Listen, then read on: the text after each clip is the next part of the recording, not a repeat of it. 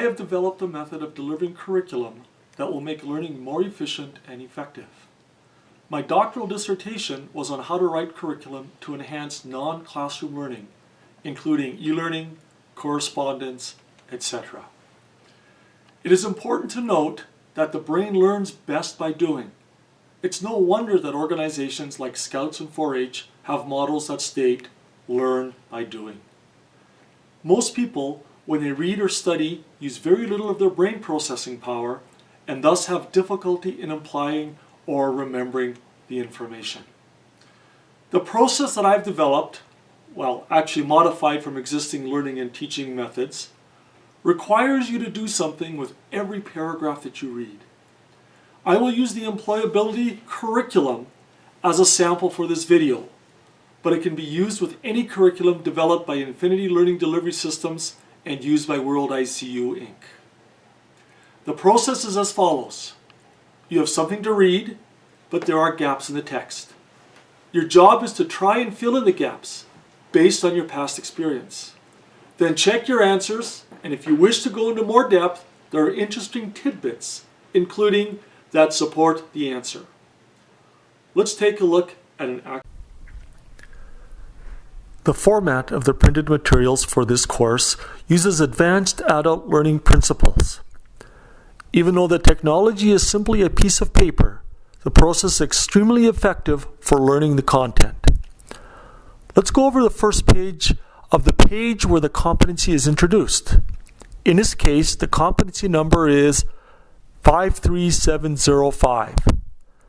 This means nothing other than it is the 53rd,705th competency on the UTRAC system.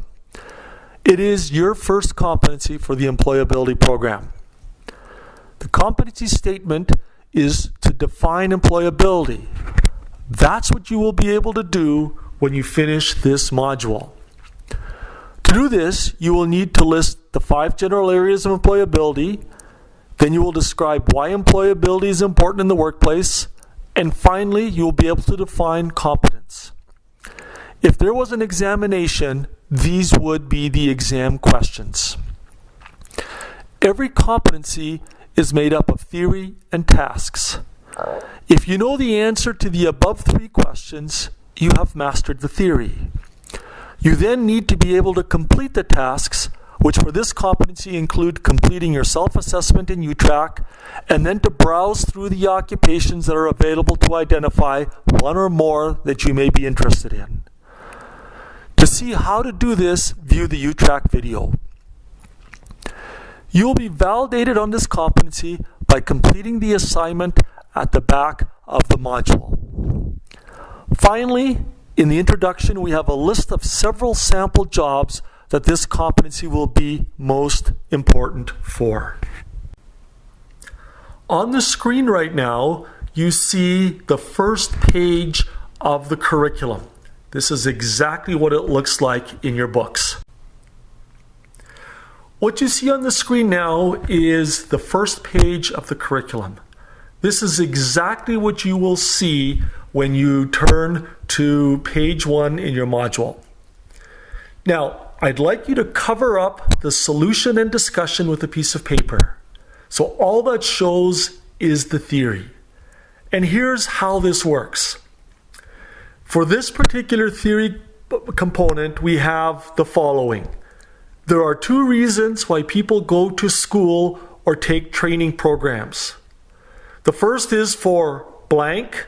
The second is for blank or becoming more employable. If you can fill in the blanks for 1A and 1B, then that states that you know what the answers to this particular competency are and can continue on. If you slide the piece of paper down now, so it goes just below the 1B, we see that the solution for the first blank, 1A, was personal development, and the solution for 1B was professional development. So if we were to reread the theory component, it would say there are 2 reasons why people go to school or take training programs. The first is for professional development. The second is for personal development. These are the answers, and if you know that, you can continue on to the next part of the program. If you don't know these particular answers, you can practice them or read the discussion which tells you why these are the answers. So why is personal development an answer? The answer to that is people like to learn about things that they are interested in, usually for personal use. Often this interest can turn into an employable skill, but not always. It doesn't really matter to the individual if they get paid for these skills or not. They usually continue to pursue them. Many people will call this a passion or a hobby. You will notice that the questions are numbered 1A, 1B, 1C, 2A, 2B. The number that we have refers to the Theory 1, which is list the 5 general areas of employability. When the numbers are a 2 followed by a letter, this will be the second theory component, which is describe the importance of employability skills. And as you've guessed it, when we get down to the number 3 followed by a letter, we're now on to the third theory component. So the numbers correspond exactly with the numbers on the theory components that were listed in the introduction part of the competency. Once we have finished the theory components, it's time to practice with the scenarios. Now for the first competency, there are no scenarios, so I'm going to jump forward to competency 53706 that does have some scenarios with it. What we have is we have the different problems and we have solutions to these particular problems. And these problems are applications of the theory components to real world situations. So for competency 53706, we have 3 steps that can be used to solve problems in this particular competency. Step 1.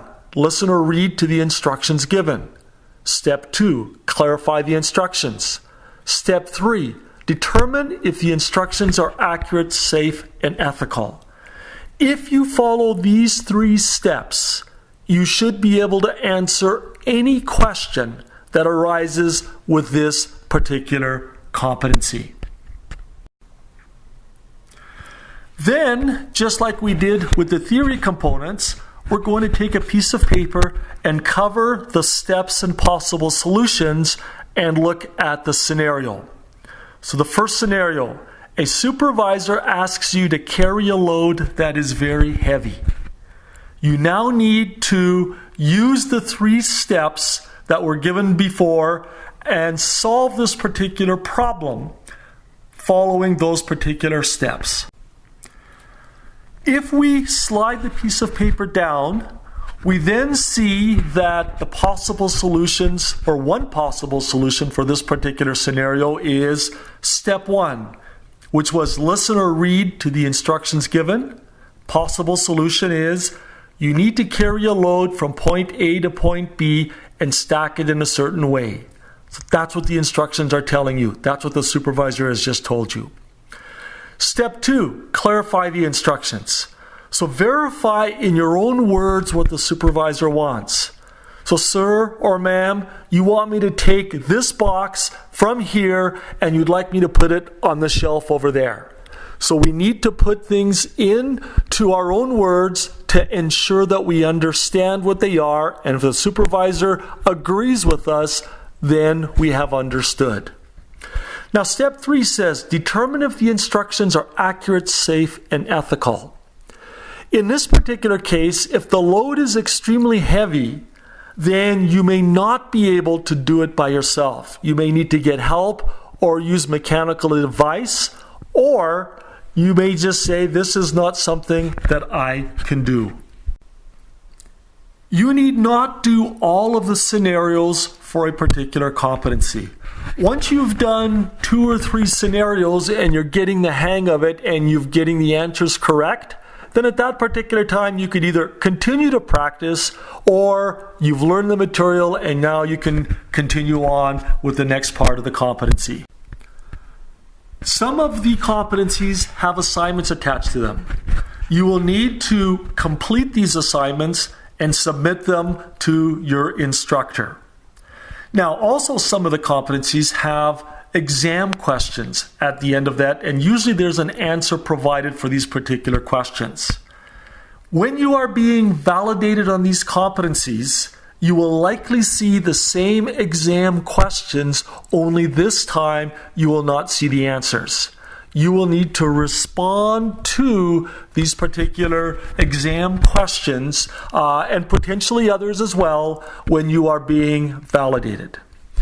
Once you've done the assignment, once you've done the validation, then you are competent in that particular competency, and employers will know that you can do what this competency says, and therefore you will be more likely hired if you have these particular competencies.